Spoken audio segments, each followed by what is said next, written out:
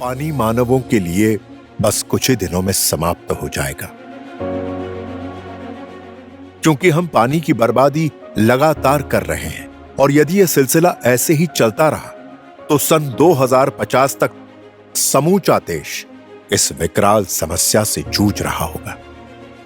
धरती के पानी पर प्रदूषण, अतिक्रमण और शोषण बढ़ रहा है। दुनिया में जल स्रोत सूख रहे हैं। 1980 से प्रति वर्ष पानी के इस्तेमाल की दर 1% बढ़ रही है। विश्व में सबसे ज्यादा भूजल का दोहन हमारे देश भारत में ही किया जाता है।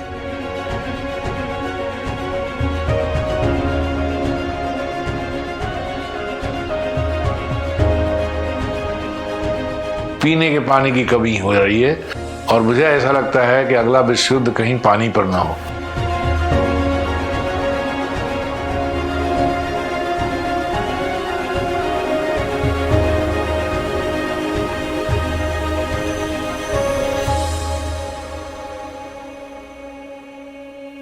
नीति आयोग के कंपोजिट वाटर मैनेजमेंट इंडेक्स के हिसाब से इतने ज्यादा जल दोहन के बावजूद 60 करोड़ लोग पानी की समस्या से परेशान हैं और इसके साथ ही अगले 8 सालों में हमारी आवश्यकता दुगनी होने जा रही है।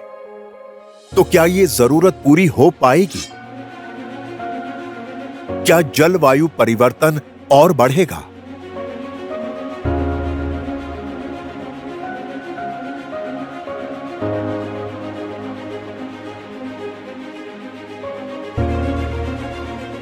आज हम पानी उद्योग धंधे और खेती में बहुत बड़ी मात्रा में पानी का उपयोग हो रहा है, जो कि संचित पानी हमारा मानव उपयोग के लिए जो था जमीन के नीचे, उसको हम इन 2 कामों में इस्तेमाल कर रहे हैं। देश के करीब 79% घरों तक पीने का पानी नहीं पहुंच रहा है।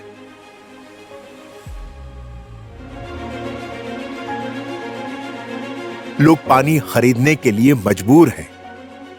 एक अनुमान के मुताबिक 21% बीमारियां खराब पानी पीने के कारण होती हैं।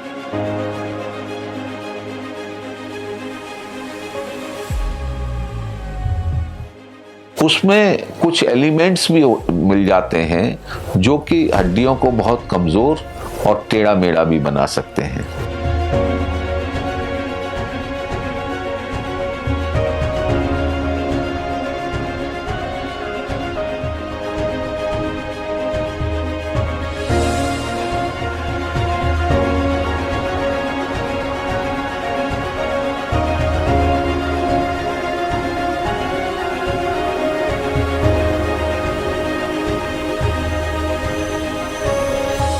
बोरिंग का पानी पी के पानी की कमी से हो रहे हैं। पानी में पिरोल आते हैं तो पैर न पकड़ लेते हैं तो पैर टेढ़े जाते हैं। और हमारे गांव में पानी की समस्या बहुत गंभीर है।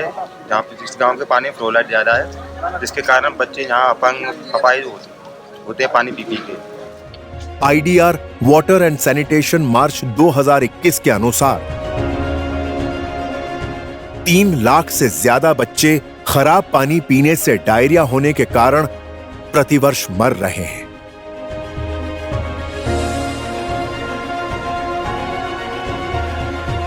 जीवन का अस्तित्व ही पानी है। ये मान लीजिए अबाउट 60% बॉडी वेट जो है वो पानी का होता है। शरीर का सब अंग जिंदा रहता है सिर्फ पानी में। पानी कंजर्व भी करना जानता है शरीर और पानी खर्च भी करना जानता है। 80% पीने योग्य पानी खेती में प्रयोग हो रहा है।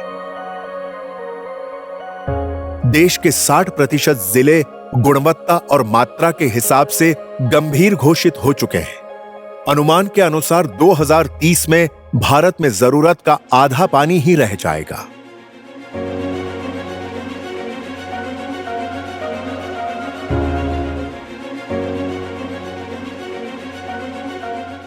धरती पर जितना भी पानी है उसका लगभग 3% पानी ही हमारे मानव के उपयोग हेतु उपलब्ध है। बाकी 97% पानी समुद्र में खारा है, जिसका उपयोग हम नहीं कर सकते। इस 3% पानी में लगभग 2.5% हमारे पास ग्लेशियर्स वगैरह के रूप में है जिसका भी हम इस्तेमाल नहीं कर सकते क्योंकि वो बर्फ के रूप में पहाड़ों पर है। हमारे पास 0.5 यानी आधा % केवल पानी बचता है जो नदी में, झीलों में, तालाबों में, कुओं में और सबमर्सिबल जमीन के अंदर, ये सब जो पीने योग्य पानी है। तो इस आधा % पानी में ही पूरी दुनिया को गुजारा करना है और इसके अलावा हम पानी को नीचे डाल नहीं रहे हैं। हमारे पास कोई ऐसे पर्याप्त साधन नहीं है कि जिसकी वजह से पानी हम नीचे जमीन में डाल सकें। हमारी टेक्नोलॉजी और इंजीनियरिंग नेचुरल रिसोर्सेज को विकास का सूचक मानती है। इन टेक्नोलॉजी के चक्कर में हम 2000 से 3000 फीट नीचे तक से पानी निकाल रहे हैं, जो हमारे लिए बहुत खतरनाक है। चीन ज्यादा आबादी के बावजूद भारत का आधा पानी ही जमीन से खींचता है। आजकल आधुनिक मशीनों के लिए पानी की ज्यादा जरूरत होती है। जितनी ज्यादा मशीनों की मांग बढ़ेगी, पानी का इस्तेमाल उतना ही ज्यादा होगा। जलवायु परिवर्तन के कारण अधिक बाढ़ आएगी और अधिक सूखा भी पड़ेगा।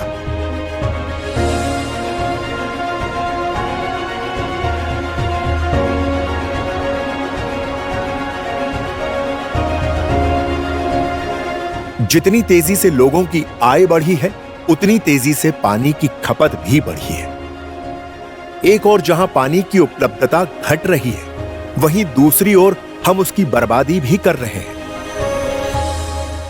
पानी लें तो उतना ही लें जितना कि आप पी सकें। हमें पानी का जितना इस्तेमाल करना चाहिए उतना नहीं हो रहा है, उससे कहीं ज्यादा हो रहा है।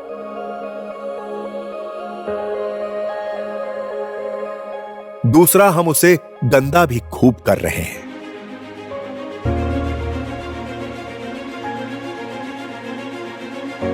अगर हम उद्योग धंधे और खेती को हटा भी दें, तो भी यह पानी मानवों के लिए कुछ ही दिनों में समाप्त हो जाएगा।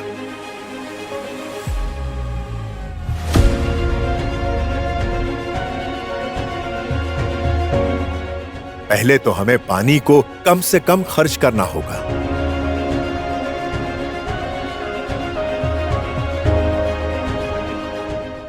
यदि कोई भी नल खराब हो गया तो उसको सही करने के उपाय करें। नल खुला बिल्कुल ना छोड़ें।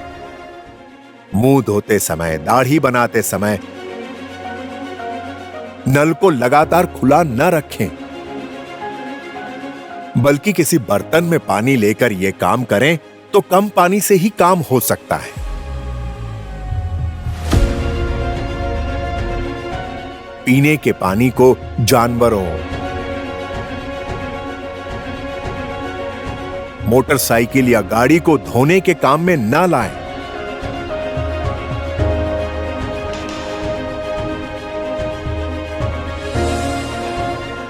घरों में बाथटब, शावर आदि से न नहाकर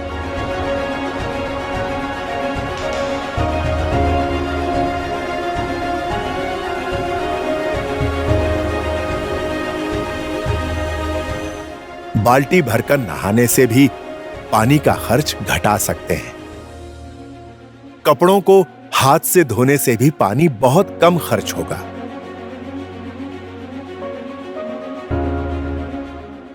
चलिए बात करते हैं रेन वाटर हार्वेस्टिंग की, यानी बारिश के जल को संचित करना। इसके कई उपाय हो सकते हैं।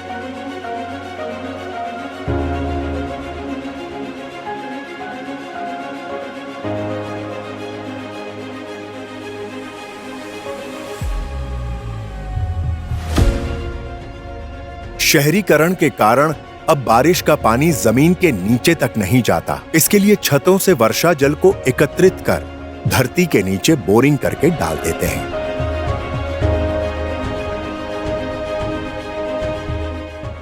स्थानीय नदी में छोटे छोटे बांध बनाकर भी पानी को धरती में डाला जा सकता है। नदियों की अविरलता, निर्मलता को बचाने से ही हमारा जीवन सही बनेगा।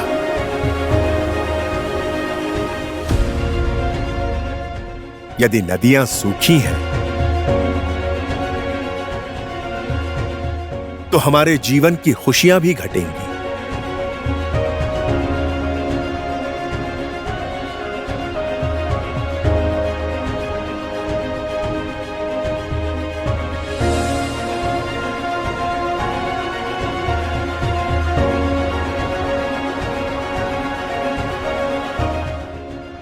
मतलब साफ है, सभी को मिलकर प्रयास करने होंगे।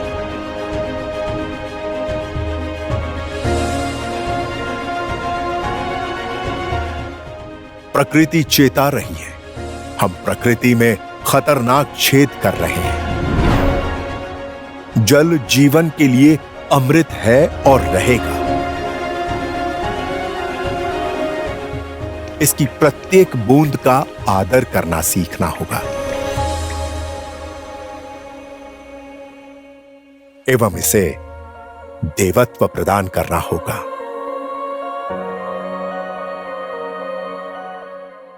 एहसास एवं भाव से ही पानी संचित होगा।